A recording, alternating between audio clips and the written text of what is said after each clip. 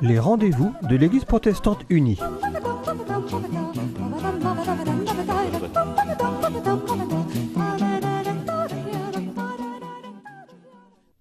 Bonjour à chacun, nous sommes heureux de vous retrouver. Aujourd'hui, je suis en compagnie de Mireille et Vincent Buron. Bonjour chacun. Bonjour. Qui viennent pour nous parler de leur spectacle, de leur nouveau spectacle, mais en même temps qui commence à avoir pas mal déjà donné, qui s'appelle « Au commencement, le ver, V-E-R-T, était dans la pomme ». Voilà, c'est ça le titre. Ah, c'est complètement ça, oui. Voilà. C'est bien d'avoir précisé V-E-R-T. Oui, je me suis dit peut-être faut pas le dire pour que les gens devinent eux-mêmes. Voilà, donc c'est un spectacle sur l'écologie. Tout à fait. Et vous allez nous expliquer tout à l'heure comment est venue l'idée de ce spectacle et quel est bien sûr le message que vous allez donner. Mais peut-être avant, on va faire votre connaissance, si vous voulez bien. Donc Mireille, peut-être vous pouvez déjà nous dire un petit peu d'où vous venez. Avec plaisir. Moi, je suis originaire de la Mayenne. On n'est pas très loin. Hein. Ah voilà, la Mayenne. Bon, oui. Voilà. Après un temps à Paris, on habite à Lyon maintenant depuis plus de 30 ans. Oui, d'accord. Donc ça, c'est géographique. Oui. Et au niveau de votre famille ou votre éducation ? Alors, moi, je suis issue d'une famille où on a été beaucoup dans le scoutisme. Ah oui. Et c'est vrai que j'ai passé pas mal d'années, Jeannette, guide, etc., Caravelle. Oui, donc on peut dire au passage que vous êtes catholique. Carrément, Parce exactement. que quand vous dites Jeannette... Oui, mais moi maintenant, je me dis même catholique, mais chrétienne. Voilà, chrétienne. Parce que ça parle pour moi, parce que dans mon parcours de vie, j'ai eu cette ouverture à vivre ma foi avec la rencontre de plusieurs églises. Tout à fait. Voilà, et Très c'est bien. important. Oui, très bien. Parce que peut-être aussi, ça dit quelque chose de mon éducation qui était dans une très grande ouverture d'esprit. Ah, voilà. Et ça Ok. a compté beaucoup pour moi. Mhm. Et donc après, vous avez fait des études ? Alors moi, j'ai fait des études à la Catho d'Angers comme traductrice. Et j'ai travaillé dans le domaine pendant un paquet d'années. Mais j'ai aussi rencontré un homme qui a fait une école de théâtre. Et assez vite, j'ai été bercée dans le milieu du théâtre, des comédiens, des spectacles, etc. Mmh. Et puis, on avait à cœur tous les deux de dire la parole de Dieu par justement le spectacle qui est notre talent, tout simplement. Donc, on s'est dit, mais on a ça, on peut dire des choses avec ce qu'on est, comme ça. Donc en fait, quelque part, vous vous êtes retrouvés tous les deux autour de cette passion un peu Oui. de l'expression théâtrale. Au gré de ce que la vie nous a donné, parce qu'on avait démarré par un premier spectacle qui était autour de l'évangile de Jean, qu'on a joué un peu pour nous-mêmes au départ. Pour vous-même Pour nous-mêmes, je veux dire, les quelques personnes qu'on connaissait en Mayenne, autour des mouvements du Mèche, du scoutisme, etc. Puis on a fait une tournée en Bretagne. Et en Bretagne, il y avait des gens qui étaient là en vacances, qui ont vu le spectacle et qui assez vite nous ont dit « Est-ce que vous pouvez venir jouer à Paris, à Lille, à Nevers, etc. » Et on s'est laissé faire par ça, en se disant « Mais il y a quelque chose qui nous appelle. » Et on a répondu « Oui ». Voilà. Et de fil en aiguille, Vincent, mais tu raconteras, on a ensemble répondu à cet appel-là, quoi. Formidable. Donc on va peut-être écouter Vincent ? Eh ben moi, je suis de Laval aussi. Voilà. J'ai pas été loin pour trouver la femme de ma vie. Voilà, je suis de Laval. Ce que je peux dire, c'est que en sixième, au collège de la Salle de Laval, j'avais un super prof de français qui était passionné de théâtre, qui écrivait des pièces et qui nous les faisait jouer. Et je pense que j'ai attrapé le virus à cet âge-là. Alors, mes parents ont dit oui, mais c'est bien d'avoir un vrai métier. Donc, j'ai fait une formation d'animateur-éducateur en milieu scolaire. Et puis, en parallèle, j'ai commencé effectivement à créer ce premier spectacle sur l'Évangile selon Saint Jean, où j'étais tout seul sur scène. Vous aviez quel âge ? Vous étiez jeune ? Ah, on a démarré ce spectacle en 86, donc donc ça fait 40 ans que je suis comédien professionnel, on va dire ça. Oui. Et oui, c'est ça, j'avais 25 ans. D'accord. Donc vous avez créé un spectacle sur l'évangile de Saint Jean? Tout l'évangile de Jean, je faisais les 15 personnages différents, changeant de tête, de costume, de voix. Et ce spectacle, 680 représentations, 240 000 spectateurs quand même. Quand même. Quand même. Ah oui, oui, oui. Donc finalement, c'est ça qui vous a fait connaître?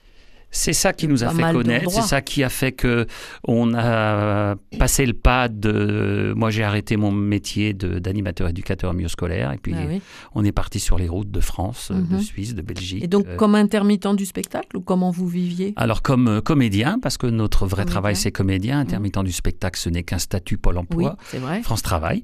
Donc voilà, comme comédien, et on a tourné. Donc ensuite, d'autres spectacles. Georges Fils aîné sur la parabole du fils prodigue.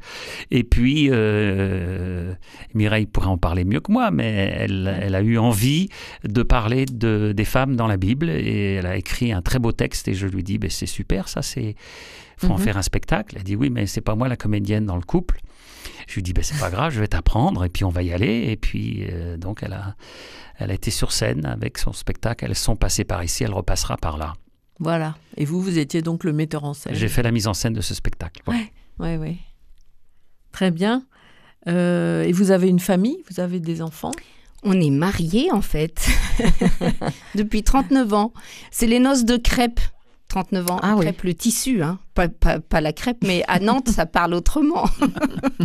On a 3 enfants absolument merveilleux qui sont tous en couple et et on a même 3 petits-enfants aujourd'hui. D'accord, donc une belle famille. Oui. Donc vous avez fait des spectacles séparément, où vous, Mireille, vous étiez sur scène et Vincent était le metteur en scène. Et puis à un moment, vous avez été tous les deux sur scène. Pour ce spectacle dont on va parler là, justement? Oui, il y en a eu un avant, non? On a fait des choses avant sur des grands rassemblements de mouvements, etc., où on a commencé à user les planches tous les deux. Et puis, il y a eu cette demande de l'Action catholique des milieux indépendants, il y a 8-9 ans, qui nous disent on fait un grand rassemblement, on veut travailler sur Laudato Si du pape François. Alors nous, on a fait des grands yeux parce qu'on venait de sortir d'un grand rassemblement pour les équipes Notre-Dame, d'avoir travaillé sur Amoris Laetitia du pape François. On s'est dit, encore un texte du pape, c'est quoi ce texte, machin Et puis on s'est plongé dans le texte et là, ça a été un vrai choc pour nous. Ah oui. Un choc, une prise de conscience qu'il fallait faire quelque chose. Alors on a créé un spectacle pour eux, pour ce rassemblement. Donc ACI. Oui, pour l'ACI, l'Action catholique des milieux indépendants. Et... c'était un rassemblement sur 3 jours et nos personnages faisaient aussi le lien, le fil rouge pendant les 3 jours. Et les gens sont venus nous voir pendant les 3 jours en disant ce que vous nous avez fait jeudi soir là, faut tourner ça. Faut que ça tourne.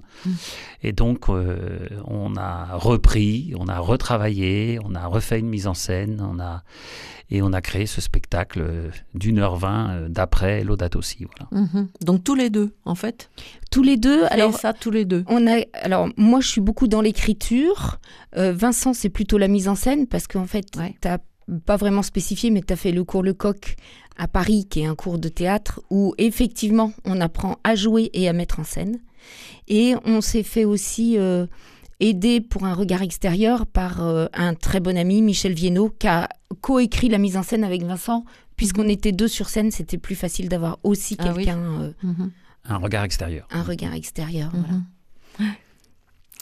Donc pour les auditeurs qui nous rejoindraient en cours de route, nous parlons d'un spectacle « Au commencement, le verre était dans la pomme », voilà, de Mireille et Vincent Buron, qui sont avec nous à Nantes en ce moment. Donc, à partir de l'encyclique du pape François Laudato Si, ce spectacle sur l'écologie intégrale. Moi, quand j'ai lu l'encyclique, ça m'a tellement travaillé que je ne vais pas dire j'ai perdu le sommeil, mais j'ai eu des insomnies. Ah oui. Comme une réelle prise de conscience des choses que j'avais pas eues jusque-là. Voilà, on est en 2014, 2015. Non, plus que ça, parce que on a dû... Bon, peu importe, c'était peut-être 2017, quand nous, on a découvert ça. Et je me suis dit, mais c'est fou en fait, ce qui arrive dans le monde d'aujourd'hui. Il y a vraiment quelque chose de très alarmant. Et je me suis dit, moi, qu'est-ce que je fais de ça ? Et la commande d'un spectacle autour de ça était géniale parce que c'était commencer à retrousser ses manches et de se dire, il y a une prise de conscience, mais comment on agit ? Oui. Qu'est-ce que je peux faire avec ça, moi, pour faire ma part ? Et ce chemin-là, il a été très, très important parce que depuis, on est devenus grands-parents. Oui. La question, elle est encore plus urgente aujourd'hui. Et je ne veux pas être une écolo militante bêtement, mais je crois qu'il faut ouvrir les yeux et que c'est très, très fort ce qui se passe.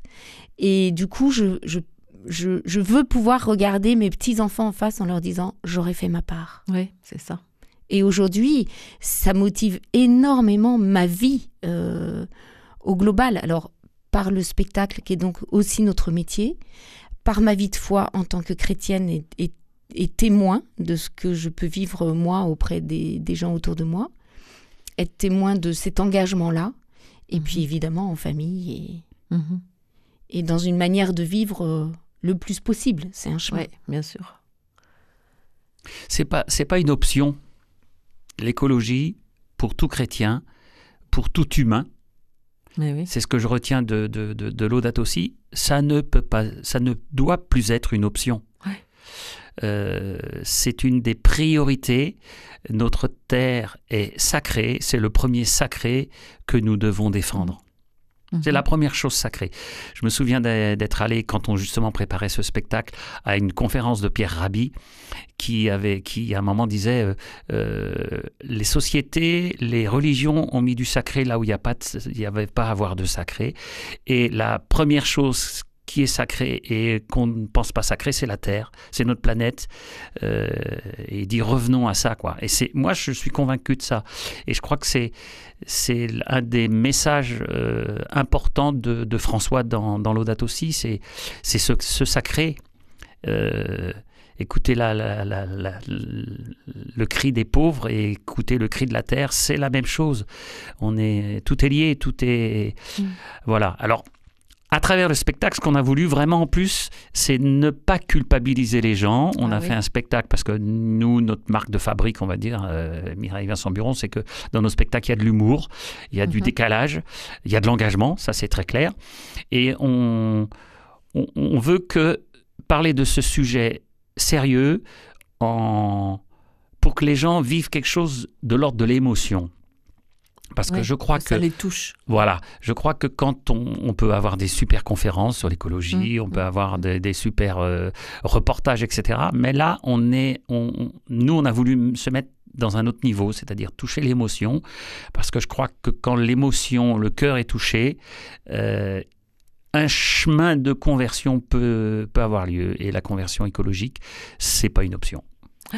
Oui. Et donc, ce spectacle, vous l'avez déjà donné pas mal de fois ? Eh bien, on aura fait, là, on vient de faire la 224e et 225e à Nantes. Ouais. Voilà. C'est ça. Donc, dans toute la France ? Dans toute la France. Alors, on avait écrit le spectacle au départ en pensant quelque chose de tout public, à partir de 8 ans, on va dire, et puis tout public. Et on s'est rendu compte que le spectacle passait très bien aussi pour un public d'adolescents. On va dire âge collège et lycée, collégien, lycéen. Et on est passé à donner aussi des spectacles en séance scolaire, avec évidemment un échange avec les jeunes à l'issue du spectacle. Ah oui. Mais ce spectacle nous fait aller de Brest à Strasbourg et de Lille à Marseille, vraiment. Et on joue pour des mouvements, pour des temps forts, pour des aumôneries, pour des églises différentes. Il y a une belle diversité. Ça, c'est quand même encourageant de se dire qu'un spectacle sur l'écologie est accueilli un peu partout. Bien sûr, et avec plaisir. Et auprès des jeunes. Oui. Et c'est vrai qu'on est bien soutenu aussi par toutes les personnes qui font partie d'Églises Vertes, mais l'équivalent d'Églises Vertes aussi dans d'autres églises. Et vraiment... Au niveau des églises aussi, vous allez dans des milieux différents ? Oui, oui, On va là où on nous demande. Alors, c'est variable d'une séance à l'autre. Et ce qui est chouette, c'est qu'effectivement, il y a cette attention à la planète, oui, mais à l'autre qui habite cette planète, à mon frère qui habite cette planète en même temps que moi. Aux plus pauvres et à tout ce que ça veut engendrer comme questionnement et comme engagement aussi. Et donc, vous pensez que vraiment, ça peut changer les mentalités? Ah ben, on espère, sinon on ne ferait pas ce spectacle. Ah ben oui. Moi, je crois à chacun qui peut apporter sa part, mais comme mon personnage, donc on est sur scène, on est Ish et Isha tous les deux, toujours présents aujourd'hui, marchand de fruits et légumes, c'est un peu normal, hein, et Ish et Isha se posent un regard sur qu'est-ce qui s'est passé depuis toutes ces années-là et comment le monde il a évolué. Et alors, mon personnage Ish est plutôt le chapitre 1 de Laudato Si. On va dans le mur, c'est catastrophique. Et Mireille incarne Isha, qui est plutôt le chapitre 2. Il y a une espérance si on s'y met. Donc, mais en même temps, nous deux, Vincent et Mireille, on est toujours un peu Ish et Isha, l'un et l'autre. Il y a des fois, on désespère. Il y a des fois, on est dans l'espérance et dans la foi de dire, oui, on peut s'en sortir. Voilà. Dans la foi, peut-être, de croire que la vie est plus forte que la mort. Y compris dans ces sujets-là. Et je pense que nous, les chrétiens, on est les premiers à même devoir défendre ça. Voilà. Après, c'est un chemin pour chacun. Hein. Je pose pas de jugement et on fait nous-mêmes ce qu'on peut pour être cohérent par rapport à tout ce qu'on vit avec ce spectacle. Mais c'est tellement important, essentiel. Et les années qu'on vit en ce moment sont très importantes et cruciales pour que des choses bougent. Alors, parfois, on voit bien la complexité du sujet, on en est complètement conscient. Mais je pense qu'on a aussi la folie de croire que on peut continuer de vivre sereinement sur notre terre. Oui, ça c'est beau. Et d'une façon humaine, là on était sur la route, on entend que un célèbre grand magasin marseillais ferme fait des réductions à 80% et que ça a été l'émeute. Ah ouais. Où est-ce dans quelle vie dans quel monde on vit? C'est fou, et de se dire, voilà, il faut redire qu'il faut arrêter de surconsommer, il faut arrêter de courir après l'avoir. Il y a un moment, revenons à l'être, quoi. Et quand vous partagez tout ça avec les jeunes, là, dans les groupes où vous donnez le spectacle, quelle est la réception, justement, des jeunes? Est-ce que vous les sentez motivés? Il y a de tout. Il y a de tout chez les jeunes. Alors, ce qu'on peut dire, c'est que le spectacle est participatif, c'est-à-dire il y a des moments où le public participe d'une façon un peu... J'ai pas envie de trop de dévoiler parce que je trouve qu'il faut que les gens voient ce spectacle. Donc, venez voir ce spectacle partout où vous verrez qu'il existe, où il tourne. Mais il est participatif et on se rend compte que les participations dans le cadre du spectacle ne sont pas les mêmes quand on fait un spectacle tout public avec un spectacle scolaire. Et ça nous permet après, avec les jeunes, de leur dire « Ah, vous avez estimé que la planète était dans un état alarmant, mais quand on vous a posé la question si vous étiez un peu accro aux marques, la fringue, etc., vous répondez oui. Vous n'avez pas quelque chose entre les mains là pour que ça change ?»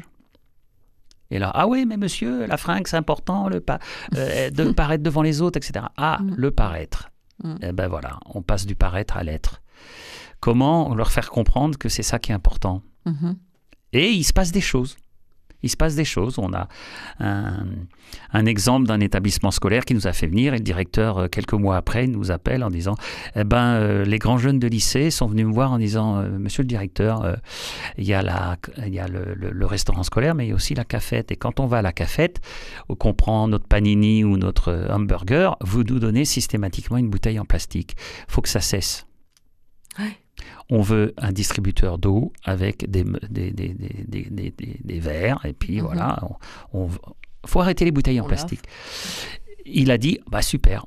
Et ça a tellement interpellé le chef cuistot que le chef cuistot, dans la partie restaurant scolaire, a arrêté les yaourts, il a mis une machine pour distribuer les yaourts. Ah ouais. Donc voilà, c'est des petites choses. On se dit, ben voilà, il y a des choses qui changent. Les jeunes, ils débattent, hein. On parle beaucoup avec eux, ils ne sont pas tous forcément d'accord. Et puis, moi, je vois bien quand même, ils ont 14, 15, 16 ans et ils évoluent dans ce monde où, normalement, à cet âge-là, on peut faire les rêves les plus fous. Ouais. Et tout d'un coup, en fait, ils ouvrent les yeux sur une société difficile à tellement de niveaux. Ouais. Donc on les comprend, mais l'idée c'est vraiment de les prendre par la main et de dire ensemble, on peut s'engager ensemble. Quelle vie vous voulez aussi vous mettre en place? Voilà. On sait bien la limite de notre action, mais on le fait avec bonheur parce qu'on fait notre part aussi. Et que moi je suis sûre que ça m'appartient pas parce qu'on sait pas ce que ça fait dans le cœur des gens après. Mais sans doute qu'il y a des choses qui bougent. Sûrement. Ouais. Oui. On a eu le témoignage d'une jeune femme une fois à la fin d'un spectacle qui a attendu que tout le monde parte et qui est venue nous voir émue aux larmes en disant il y aura un avant et un après votre spectacle dans ma vie. Voilà. Bravo. Des petits signes comme ça, on n'en a pas toutes les 5 minutes. Mais après, vous ne savez pas ce que ça fait dans les cœurs des gens, même s'ils ne le disent pas. Hein. Voilà. Il y a peut-être des gens qui ressortent pas du tout enthousiastes du spectacle, peu importe. Ouais. Et des retours comme ça, ou des retours de jeunes qui ont beaucoup apprécié, nous, ça continue de nous encourager à poursuivre, tout simplement. Mais de toute façon, quand François a écrit Laudato Si, il n'a pas fait l'unanimité dans le milieu chrétien et dans le milieu catholique. Hein. Il y a quand même un certain nombre de gens qui s'occupent plutôt d'autre chose plutôt que de ça, alors que c'est une priorité pour l'humanité. Et ça m'intéresserait, il nous reste quelques minutes, parce que quand vous parlez de Ish et Isha et de la jeunesse finalement, vous avez étudié un peu la théologie de ce texte ou ça vous est venu? Oui, vous avez forcément des bases. On a quelques petites bases. Quand même, moi, j'ai fait quelques années de séminaire. Et puis, j'ai rencontré Mireille. Donc, dans l'Église catholique, c'est pas compatible. Non. Donc, voilà. Vous avez choisi Mireille. Voilà, j'ai choisi Mireille, tout à fait. Vous avez bien fait, visiblement. Et puis ensuite, on a fait différentes formations, etc. Et puis, sur ce spectacle, on a travaillé avec un prêtre théologien et une pasteur, Nicole Fabre, pour vraiment, justement, travailler ce côté de la jeunesse, de cette vision exégétique de la planète, de l'écologie, de tout ce qu'il pouvait y avoir derrière. Voilà. Je trouve ça quand même sûrement très intéressant, ce lien avec ce texte si ancien et si fondateur. Mais François, c'est ça, François en parle dans Laudato Si. Donc on s'est inspiré de ça. De ce qu'il dit. Ouais.